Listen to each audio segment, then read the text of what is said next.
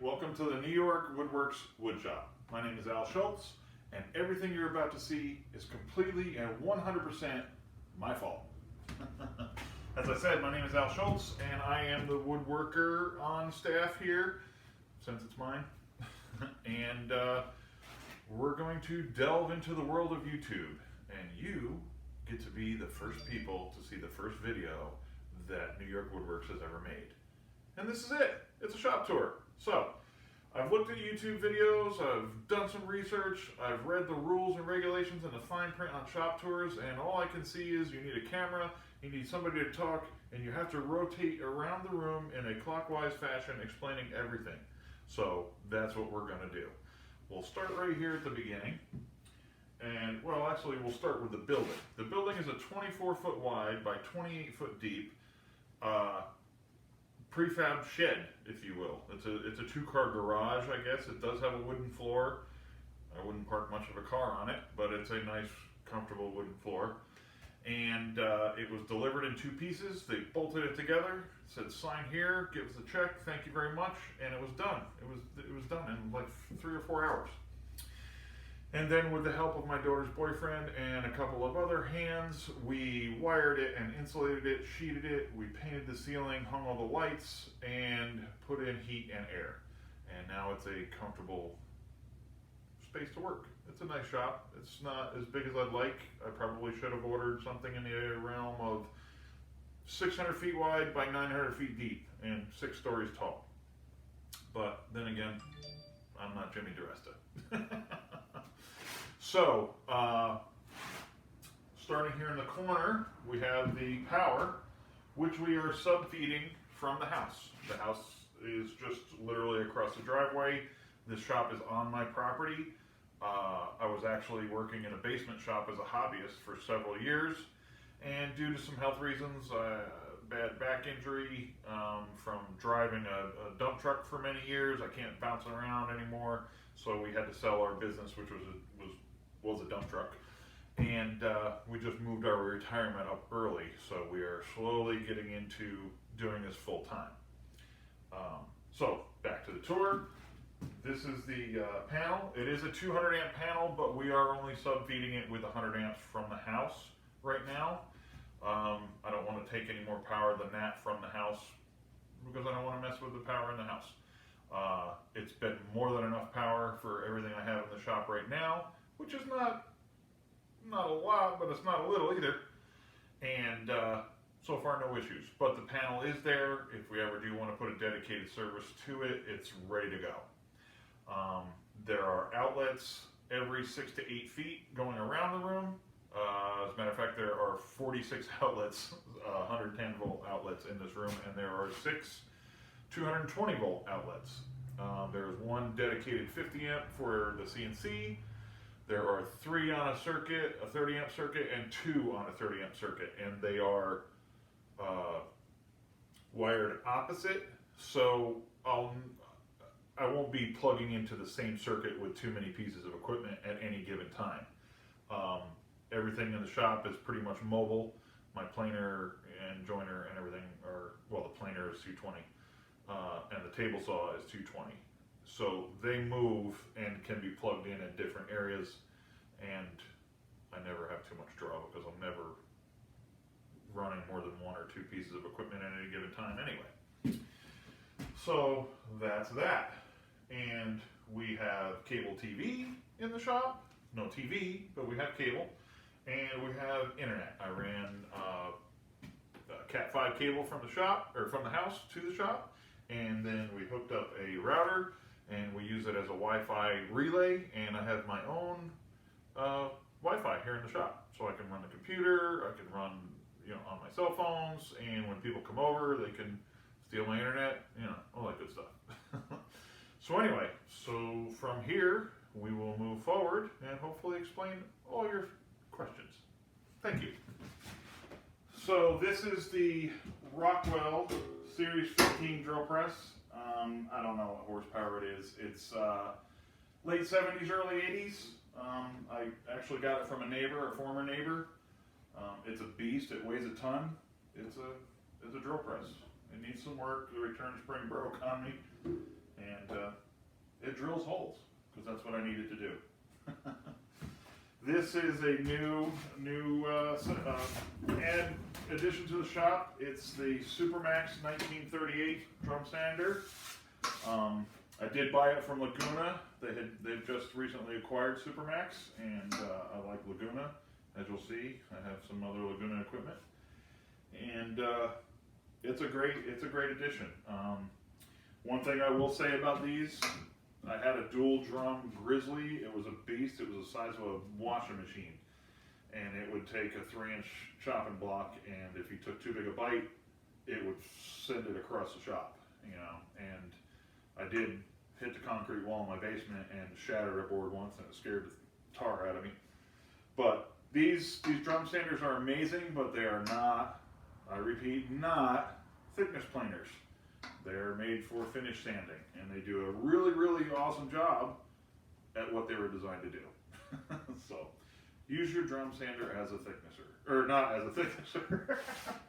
But, and as you can see in the back, we've decorated with everything like everybody else does.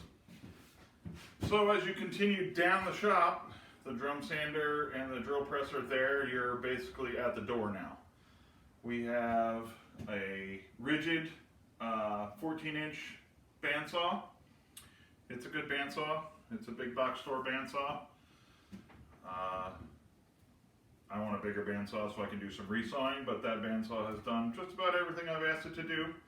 I do have it notched into my outfeed, which is in sad shape. I just did a huge project and had bunches of lumber on here and bent and broke, and that needs to be rebuilt. And future project will have a kind of a making it style, Pachuto style outfeed with storage and everything. So when I do that, you can come back and, you know, check it. But we have the bandsaw. We have a 6-inch jet joiner. It's a great little joiner.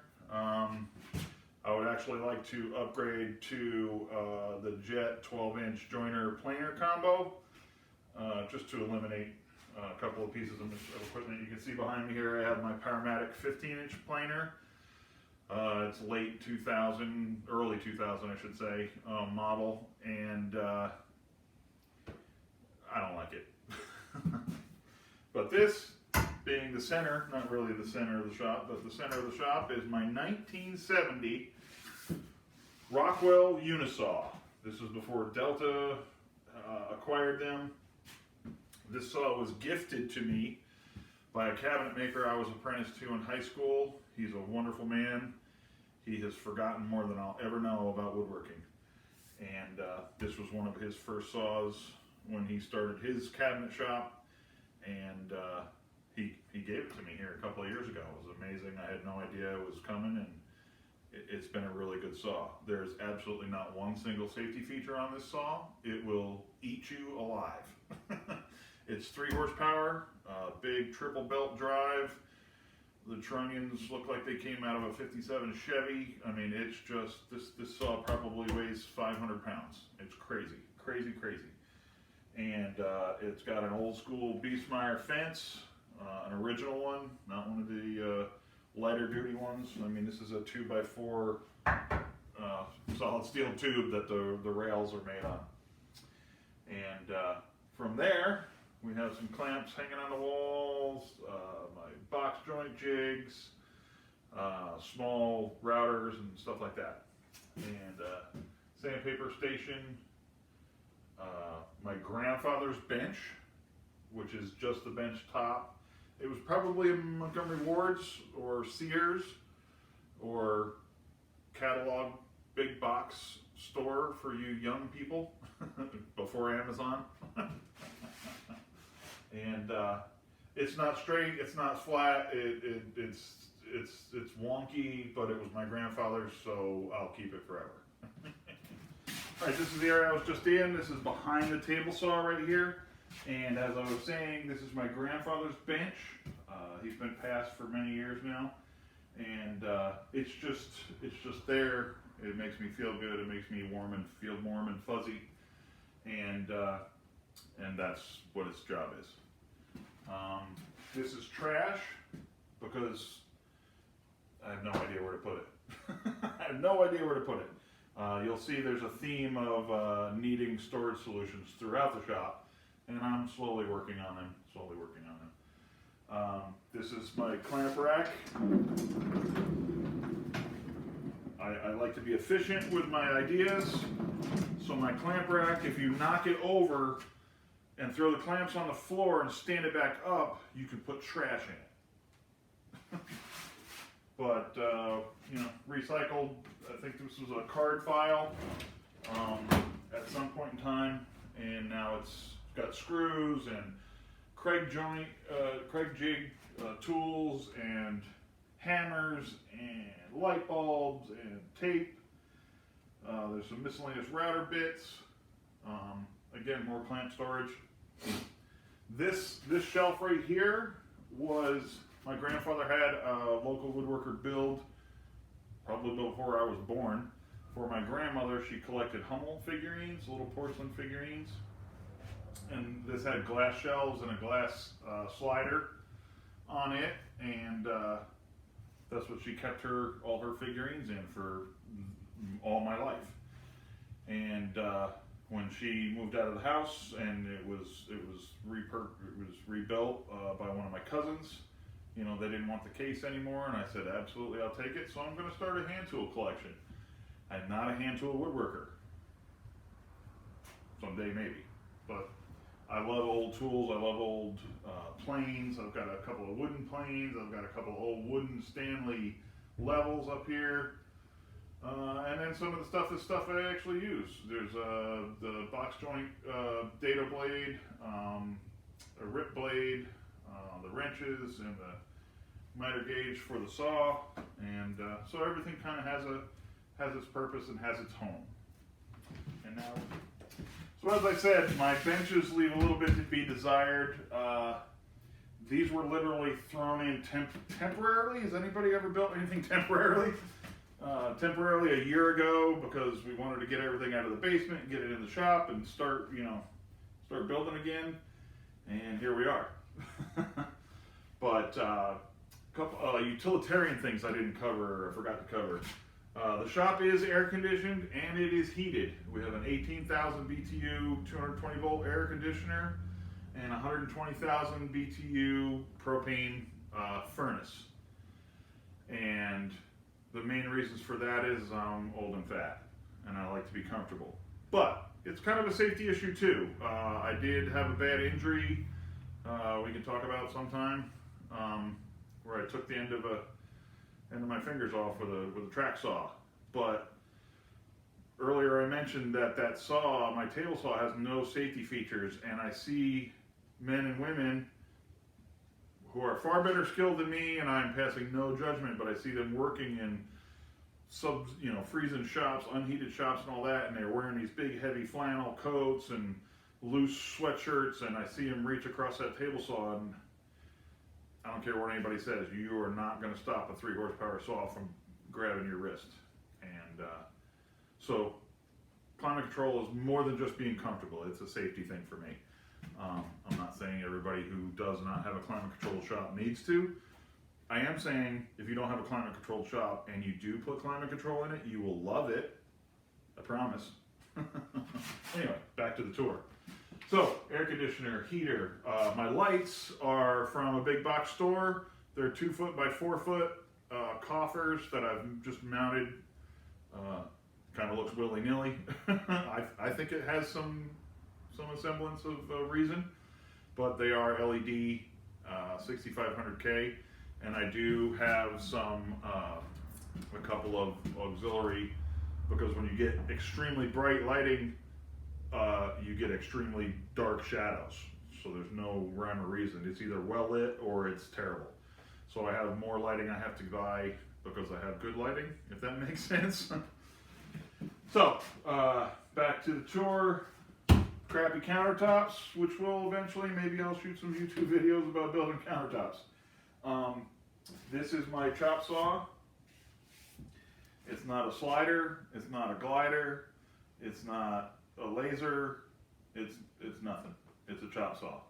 I bought this saw along with a table saw, a contractor's table saw, at a President's Day sale at Sears and Roebuck.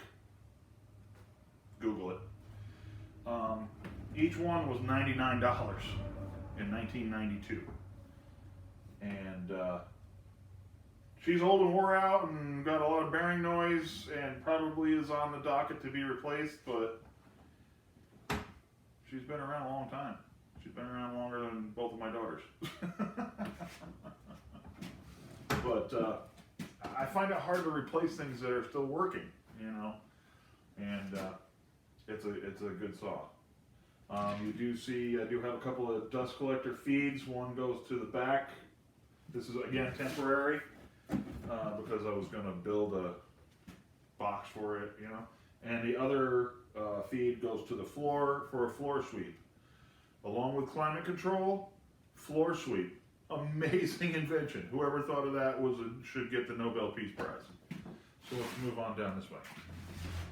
So from the chop saw, the bench just keeps going on down and around. I do have a large draw. I had this in the basement shop. It's a mess and kind of a catch-all now, but I like the concept of it, so I'll probably be rebuilding that when this all turns into cabinetry. I have some hand tool storage underneath, joiner or a plate joiner, a track saw. There's a laser level down there. There's a buffer, big Milwaukee buffer because, like I said, I used to drive a big Peterbilt dump truck, so of course you have to polish all your chrome because you got to look good. Couple overhead storage cabinets here. These are salvaged from my wife's father's office, and they make great places to keep glue and epoxy and paperwork, all the paperwork for all the equipment, manuals. And as we come down, there's some storage overhead. And as we come down and around the corner, I've got a French cleat wall in the back of this counter. This is kind of where I do all my paperwork, field my phone calls. There's a computer for the CNC and for other work. The computer and overhead, there's a sound bar for some Muzak, and that's, you know, it's a basic workstation, you know, for technical stuff. As we continue down, this cabinet, which is hung on the wall, it's not standing, it's actually screwed to the wall. My grandfather, who had the bench over there and the chestnut display, my grandfather made this in shop class at the high school where I graduated from in 1988. I don't know what year he graduated from, but it's made out of plywood, so plywood had been invented. And this lived up on the farm for 100 years, or close to it. And this is the back side of my PC. This is the tower, if you will. It's a flat mount. And I cut a hole so that the face sticks out of the side of the cabinet. But this is just storage for finishes. My battery, there's an outlet in here, so I have my battery charger in here. The computer's powered up in here. We've got some resins, mineral spirits, you know, gallon storages, glue. I make a lot of cutting boards, so there's oil, mineral oil by the gallon in here. And again, it's just, you know, it's family. You know, you can see where the mice, for years, the mice gnawed on the shelves to get down from shelf to shelf to shelf. And, you know, I've had people say, how come you don't fix that? And I'm like, because it's part of the cabinet. It's what makes the cabinets cool. And on the outside, I've got some cork board for work orders and calendars and a dry erase board for stuff that gets done. For those of you that are wondering what this is how we used to sharpen pencils. That's how we used to have to sharpen our pencils back in the 1900s. Yeah. this is the top of my rollaway toolbox. You are actually sitting on the bottom. I put a countertop on it, and I use it for a mobile assembly table, cart, bench, whatever. But this has minimal wrenches and stuff. The majority of the wrenches, mechanics tools are in the bottom of that because I can roll it to the door if I need to work on a mower or a car or something. We have a landscape business as well, so that door of the wood shop kind of is a mechanic's bay when we need to. And this is the controller for our large format Laguna Swift CNC machine. So all the bits and the tools and clamping options and systems and all the CNC stuff are kept in this cabinet. So as we continue on down the line, as I said, this is the controller for the CNC, and this obviously is the CNC. It is a Laguna Swift 4x8, as you can see. MDF spoil board. It does have a vacuum table. You can see in the back there those two little hoses, which aren't that little, they're 2-inch. They go outside, and we hung the vacuums for the table on the outside of the building in an enclosure to keep some of the noise outside. But it's a 3 horsepower liquid cooled spindle, and it's an amazing machine. It does a lot of stuff, as you can see on the roof when I cut practices, because I don't want to mess up really nice pieces of wood. They go on the wall of fame or the wall of shame. There's a couple of messed up pieces are hanging around here. And this is a box of router bits that was gifted to me from a gentleman who had no use for them anymore, so I hung it on the ceiling. And but this is where all the CNC stuff happens. Quick thing, there is an outlet up on these ridge beams, and they make for great storage. So that's what we do with that. And on the other side, I'll run you over here real quick and spin around.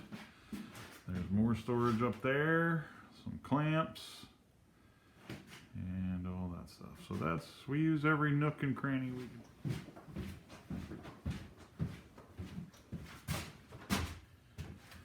And we're back at the beginning. We've gone all the way around the room in a clockwise fashion, like we're supposed to, according to YouTube law.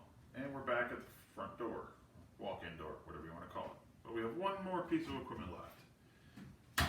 That is the Laguna Seaflux 3 horsepower dust collector.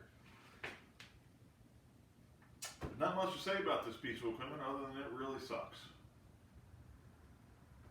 Pun intended. But it's a great machine. It's easy to unload, take the bag out, dump it, you're done. And there's not much to say. It sucks. It's actually so powerful that I can't close any of my blast gates because I bought 26 gauge metal, tin piping from a heat and supply store. And I sealed all the joints really good so I didn't lose any suction. And if I close 2 or more of these blast gates, it will suck this pipe flat. So someday I'll upgrade and run static lines. I know there's 2 camps on whether you need static lines or don't need static lines. I don't know what those camps are. This is the pipe I used. It's got more than enough suction even with all the gates open, and there's not a lot of gates. It's 8-inch all the way to the back of the shop where you saw the 2, the floor sweep and the chop saw. There's a dedicated drop right here for the CNC machine, also 4-inch. And then just right over your head where you can't see, it's top secret, there's a 6-inch line that drops down to a Rockler dust right hose that I can take to the planer or the dust or the drum sander, or I have like a vacuum wand for it. And the other line on that goes to the table saw. Oh, and the joiner. The dust right hose goes to the joiner. So I don't have to have dedicated, the only thing that can't move is the CNC machine and the table saw within reason. I did just rearrange for this shop tour, and we'll see how things work. But anyway, thank you for joining. Thank you for hanging out. I know it's a long video. Like, subscribe, make a comment, give me an idea. Tell me what you liked, what you didn't like. Actually, don't tell me what you didn't like. I can't take it. I'm a fragile person. Anyway, check us out on Instagram at NYwoodworx, NYwoodworx with an X, and subscribe and follow along. Let's see where this goes. Let's have some fun. Thank you very much.